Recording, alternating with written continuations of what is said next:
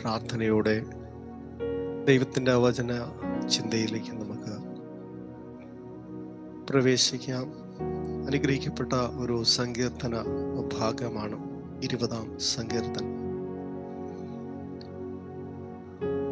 ഈ ലോകത്ത് ദൈവത്തെ അല്ലാതെ മറ്റു പലതിലും ആശ്രയിക്കുന്നവരെ നമുക്ക് കാണാൻ കഴിയുന്നുണ്ട്. എന്നാൽ ഒരു ഭക്തനെ സംബന്ധിച്ചിടത്തോളം കുതിരകളിലും രഥങ്ങളിലും പ്രഭുക്കന്മാരിലും ഒന്നും ആശ്രയിക്കാതെ ദൈവത്തിൽ ആശ്രയിക്കുവാനുള്ള മനോഭാവം ഒരു ഭക്തനുണ്ടെങ്കിൽ തീർച്ചയായും അവരുടെ ജീവിതത്തിൽ വിടുതൽ വെളിപ്പെടുന്നതായി നമുക്ക് കാണാൻ കഴിയും. അവൻ്റെ 1-ാം വാക്യത്തിൽ ഇങ്ങനെ വായിക്കുന്നു: യഹോവ കഷ്ടകാലത്ത് നിനക്ക് ഉത്തരം അരുളുമാറാകട്ടെ. യാക്കോബിൻ ദൈവത്തിൻ്റെ നാമം നിന്നെ ഉയർത്തുമാറാകട്ടെ. ഈ ലോകത്ത് താഴ്ചയല്ല, നീ ഉയർച്ച തന്നെ പ്രാപിക്കും എന്ന നമ്മളോട് അരുളി ചെയ്തത് ദൈവം മാത്രമാണ്. അത് കുതിരകളിൽ ആശ്രയിച്ചാൽ, രഥങ്ങളിൽ ആശ്രയിച്ചാൽ, പ്രഭുക്കന്മാരിൽ ആശ്രയിച്ചാൽ കിട്ടാത്ത ഉയർച്ച, അതാണ് ദൈവം നമുക്ക് വാഗ്ദാനം ചെയ്തിരിക്കുന്നത്. യാക്കോബിൻ ദൈവത്തിന്റെ നാമം നിന്നെ ഉയർത്തുമാറാകട്ടെ. ജീവിതത്തിലാകമാനം കടന്നു വരുന്നതായ ഏത് കഷ്ടതയുടെയും നടുവിൽ ദൈവം നിനക്ക് ഉത്തരമരുളുമാറാകട്ടെ. എന്നാൽ ചിലർ ദൈവത്തിൽ ആശ്രയിക്കാതെ രഥങ്ങളിലും കുതിരകളിലും ആശ്രയിക്കുമ്പോൾ ഞങ്ങളോ ഞങ്ങളുടെ ദൈവമായ യഹോവയുടെ നാമത്തെ കീർത്തിക്കും. അതുകൊണ്ട് അനേക ഗുണങ്ങൾ വേദപുസ്തകം ഈ വേദഭാഗത്ത് തന്നെ നമുക്ക് കാണാൻ കഴിയുന്നുണ്ട്. ദൈവത്തിൽ ആശ്രയിച്ചാൽ, യഹോവയുടെ നാമത്തെ കീർത്തിച്ചാൽ, നിന്റെ ഹൃദയത്തിലെ ആഗ്രഹം അവൻ നിനക്ക് നിവർത്തിച്ചു തരും. നിന്റെ ഹോമയാഗം അവൻ കൈക്കൊള്ളും. അവന്റെ വിശുദ്ധ മന്ദിരത്തിൽ നിന്ന് സഹായം അയക്കും. സിയോനിൽ നിന്ന് നിന്നെ താങ്ങും. ഞങ്ങളുടെ ദൈവത്തിന്റെ നാമത്തിൽ നീ കോടി ഉയർത്തും.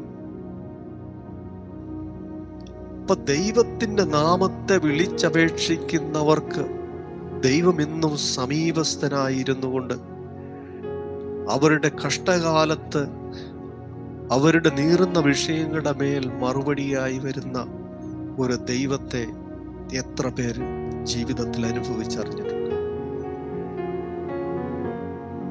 രാത്രിയിൽ മനുഷ്യരിൽ ആശ്രയിക്കാതെ, രഥങ്ങളിൽ ആശ്രയിക്കാതെ, കുതിരകളിൽ ആശ്രയിക്കാതെ, പ്രഭുക്കന്മാരിൽ ആശ്രയിക്കാതെ ആ നല്ല ദൈവത്തെ വിളിച്ചപേക്ഷിക്കുവാൻ നാം തയ്യാറാണെങ്കിൽ മാത്രമേ ആ ദൈവികമായ വിടുതലിന്റെ ആ സന്തോഷം നമുക്ക് അനുഭവിക്കുവാൻ കഴിയുകയുള്ളൂ. തീർച്ചയായും തന്നെ വിളിച്ചപേക്ഷിക്കുന്നവർക്ക് അവൻ സമീപസ്ഥനാണ്. യഹോവ തന്റെ അഭിഷിക്തനെ രക്ഷിക്കുന്നു. അവൻ തന്റെ വിശുദ്ധ സ്വർഗത്തിൽ നിന്ന് തന്റെ വലങ്കയുടെ രക്ഷാകരമായ വീര്യപ്രവർത്തികളാൽ അവന് ഉത്തരം അരുളും. ഇവിടെ പറയുകയാണ്, അവൻ തന്റെ വിശുദ്ധ സ്വർഗത്തിൽ നിന്ന് തന്റെ വലങ്കയുടെ രക്ഷാകരമായ വീര്യപ്രവർത്തികളാൽ അവൻ ഉത്തരമരുളും. പ്രഭുക്കന്മാരിൽ ആശ്രയിക്കാതെ, കുതിരകളിൽ ആശ്രയിക്കാതെ, രഥങ്ങളിൽ ആശ്രയിക്കാതെ, ഈ ലോകത്ത് മറ്റുള്ള ഒന്നിലും ആശ്രയിക്കാതെ സ്വർഗത്തിലെ ദൈവത്തിൽ മാത്രം ആശ്രയിക്കുന്ന ഒരു ഭക്തനെ സംബന്ധിച്ചിടത്തോളം സ്വർഗത്തിലെ ദൈവം തന്റെ പ്രാർത്ഥനയും യാചനയും കേട്ട് തന്റെ കഷ്ടകാലത്ത് നിനക്കുത്തരമരുളുകയും ആ ദൈവത്തിന്റെ നാമം നിന്നെ ഉയർത്തുകയും ചെയ്യുവാനിടയായിത്തീരും. അവൻ തന്റെ വിശുദ്ധ മന്ദിരത്തിൽ നിന്ന് നിനക്ക് സഹായമയക്കും. അവൻ തന്റെ വിശുദ്ധ സ്വർഗത്തിൽ നിന്ന് തന്റെ വലങ്കയുടെ രക്ഷാകരമായ വീര്യപ്രവർത്തികളാൽ നിനക്ക് ഉത്തരം അരുളും. ഇതൊക്കെ ദൈവം നമുക്ക് വാഗ്ദാനങ്ങൾ നൽകി ഇന്നുവരെയും നമ്മുടെ ജീവിതത്തിൽ ഓരോ അനുഭവങ്ങളിൽ കൂടി ദൈവത്തിന്റെ പ്രവർത്തികൾ വെളിപ്പെടുത്തിയിട്ടും ഇന്നും നാം മറ്റു പലതിലും ആശ്രയിക്കുന്ന അനുഭവമാണ് നമ്മുടെ ജീവിതത്തിൽ. പ്രിയ സഹോദരങ്ങളെ, യഹോവ നല്ലവനെന്ന് രുചിച്ചറിഞ്ഞ് അവനെ ശരണം പ്രാപിക്കുന്ന പുരുഷൻ ഭാഗ്യവാൻ. എന്തുകൊണ്ടാണ് ദാവീദ് അങ്ങനെ ഒരു വാക്യം പറയുവാനിടയായി തീർന്നത്? യഹോവയിൽ ആശ്രയിച്ചതുകൊണ്ടും അവനെ ശരണം പ്രാപിച്ചതുകൊണ്ടും ആ ദൈവത്തിൽ നിന്ന് അവൻ തന്റെ വിശുദ്ധ സ്വർഗത്തിൽ നിന്ന് തന്റെ വലങ്കയുടെ രക്ഷാകരമായ വീര്യപ്രവർത്തികളാൽ തന്നെ അനുഗ്രഹിച്ചത് കൊണ്ടല്ലേ എത്രയെത്ര സന്ദർഭങ്ങൾ കഷ്ടതയുടെ കൊടും തീച്ചൂളയിൽ കൂടി കടന്നുപോയതായ അനുഭവങ്ങൾ. ഇതിന്റെ എല്ലാം നടുവിൽ ഈ ലോകത്ത് മനുഷ്യരാരെങ്കിലും ഉണ്ടായിരുന്നോ നമ്മളെ സഹായിപ്പാൻ? ഏതെങ്കിലും സംവിധാനം ഉണ്ടായിരുന്നോ? ഏതെങ്കിലും സംഘടനകൾ ഉണ്ടായിരുന്നോ? നമ്മുടെ സഹോദരങ്ങൾ ഉണ്ടായിരുന്നോ? നമ്മളോട് ഏറ്റവും അടുത്തിടപഴകുന്നവർ പോലും നമ്മളെ കണ്ടിട്ടും കാണാത്തവരെ പോലെ കടന്നുപോയപ്പോഴും നമ്മുടെ കഷ്ടകാലത്ത് നമ്മൾ വിളിച്ചപേക്ഷിച്ചപ്പോൾ ഉത്തരമരുളുവാൻ, ആ ദൈവത്തിന്റെ നാമം നമ്മളെ ഉയർത്തുവാൻ, അവന്റെ വിശുദ്ധ മന്ദിരത്തിൽ നിന്ന് നമ്മളെ സഹായം എത്തിക്കുവാൻ അവൻ മറ്റാരും ഉണ്ടായിരുന്നില്ല, ദൈവം മാത്രമേ നമുക്കുണ്ടായിരുന്നു. അതുകൊണ്ട് ഇവിടെ പറയുകയാണ്, ഞങ്ങൾ നിന്റെ ജയത്തിൽ ഘോഷിച്ചുല്ലസിക്കും. ദൈവം ജീവിതത്തിൽ ഉല്ലാസത്തിന്റെയും ജയത്തിന്റെയും ഘോഷം നീതിമാന്മാരുടെ കൂടാരങ്ങളിൽ നൽകിയിരിക്കുന്നത് കൊണ്ട് ഇന്നും കഷ്ടതയുടെ നടുവിൽ നിൽക്കുമ്പോഴും ആമേൻ, ഞങ്ങൾ ദൈവം നൽകിയ ജയത്തിൽ ഘോഷിച്ചുല്ലസിക്കും. ഞങ്ങളുടെ ദൈവത്തിന്റെ നാമത്തിൽ ഞങ്ങൾ കൊടിയുയർത്തും. അവൻ ഞങ്ങളുടെ രക്ഷയാണ്, അവൻ ഞങ്ങളുടെ സഹായമാണ്, അവൻ ഞങ്ങളുടെ സൗഖ്യദായകനാണ്, ഞങ്ങളുടെ എല്ലാമാണ്. ഞങ്ങളുടെ ജീവിതത്തിൽ അവൻ ആവശ്യമായതെല്ലാം നൽകി ഇന്നും നാളെയും ആനന്ദമായ ഞങ്ങളുടെ നിത്യതയിൽ ഞങ്ങൾക്ക് സഹായമെത്തിക്കുവാൻ ആ ദൈവം സർവശക്തനാകയാൽ രാത്രിയിലും ആ ദൈവത്തിൽ ഞങ്ങൾ ആശ്രയിക്കുക. ആ ദൈവത്തിന്റെ നാമം ഞങ്ങളെ ഉയർത്തട്ടെ. ആ ദൈവത്തിന്റെ ആ എല്ലാവിധ സഹായവും ഞങ്ങൾക്ക് നൽകുമാറാകട്ടെ. ഒരു നിമിഷം നമുക്ക് കണ്ണുകളടച്ച് പ്രാർത്ഥിക്കാം.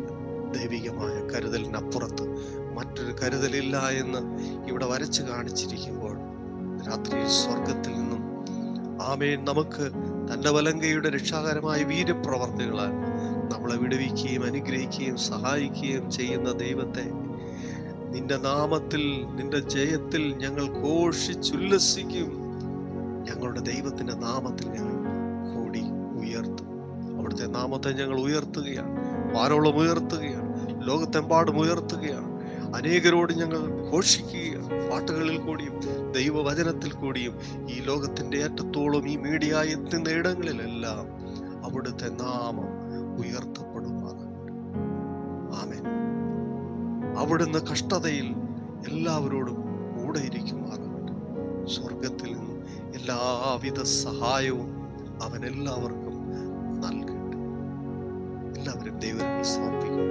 കൃപയോടെ ഇരിക്കണം, ജയോത്സവമായി നടത്തണം. യേശുവിൻ നാമത്തിൽ തന്നെ ആമേൻ. ദൈവം നമ്മളെ അനുഗ്രഹിക്കുമാറാകട്ടെ. ഞങ്ങളെ സഹകരിച്ച് പ്രോത്സാഹിപ്പിച്ച ഇത്രത്തോളം നടത്തിയ എല്ലാ പ്രിയപ്പെട്ടവരെയും ദൈവത്തെയും ഓർത്ത് ഞങ്ങൾ നന്ദി പറയുന്നു. ദൈവം എല്ലാവരെയും സഹായിക്കും.